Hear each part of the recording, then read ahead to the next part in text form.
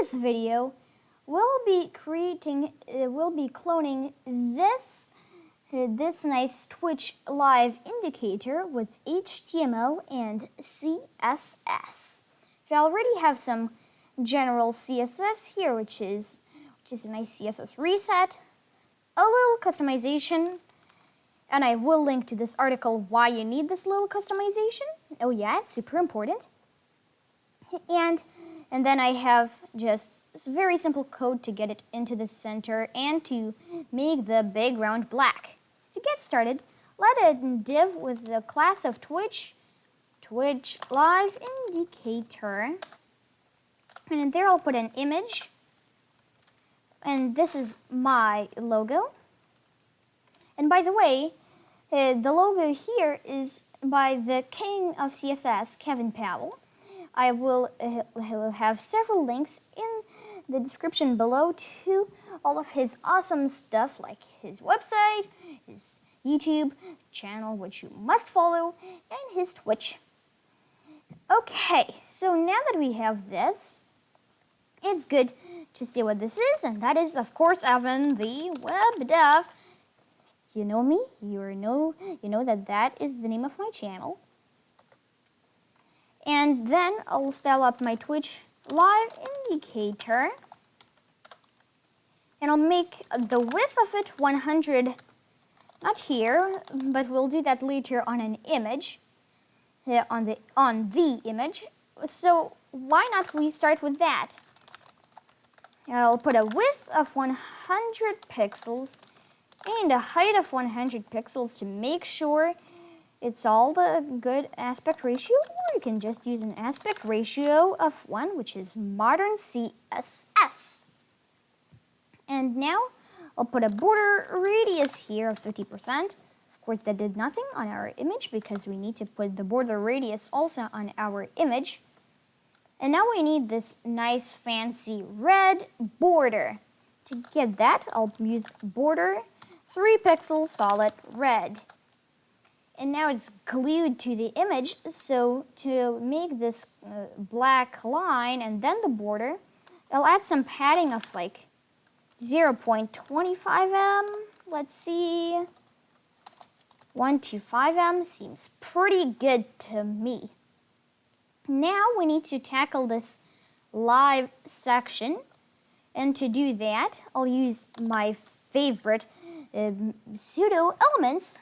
And they're awesome. So to get started with them, I'll use a position of relative. You need to spell relative correctly because we'll have our Twitch live indicator before you need to get those braces correctly. I'll use the content of live, and then I'll use position absolute, bottom 0, left 50%, and now it's not in the center, so transform, translate x, negative 50%.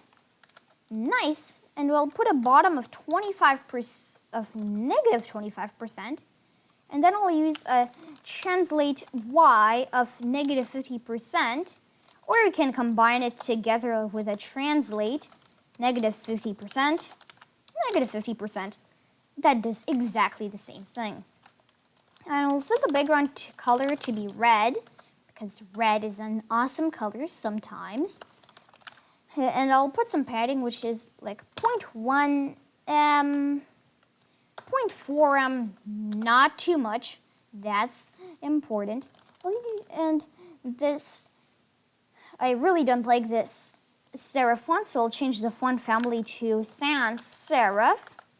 Nice. Now I'll add a border radius of 0.5 m. Seems a little too big. 0.25 m. And now I need to set the color to white because I like it like that. And then I'll set the border to be 3 pixels solid black to give this kind of nice thing, nice feel to it. So font size 0.9 rem because it seemed a little too big.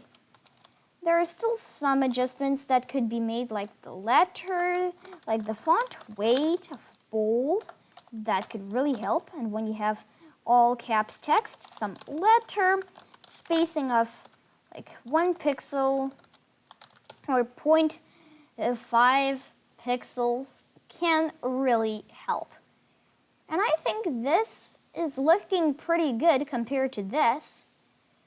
And that is very short, and that concludes this video. So right now you should see some of my other videos and a subscribe button.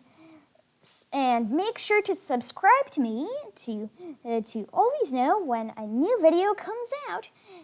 And thank you for watching, and see you next time.